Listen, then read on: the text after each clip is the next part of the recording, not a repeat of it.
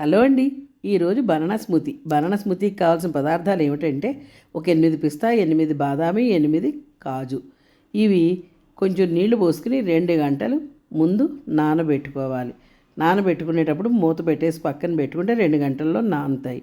ఆ తర్వాత మూత ఓపెన్ చేసి పక్కన పెట్టి జార్లో ఇవి పోసేయాలి. పోసేసి 2 ఖర్జూర పళ్ళు వేసేయండి. పెద్ద ఖర్జూరాలు అవుతాయి 2, చిన్నవి అవుతాయి 3 వేయండి. ఎర్ర బనానాలు చాలా బలమండి. ఎర్ర బనానాలు 2 బనానాలు వేసేయండి.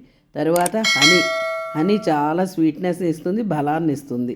తర్వాత కొంచెం పాలు పోసేయండి. ఒక 5-6 ఐస్ ముక్కలు వేసేసి స్మూతీ కింద బ్లెండర్లో వేసి 4 తిప్పులు తిప్పేయండి. అంతే, రెడీ బనానా స్మూతీ. ఏంటి, నచ్చిందా?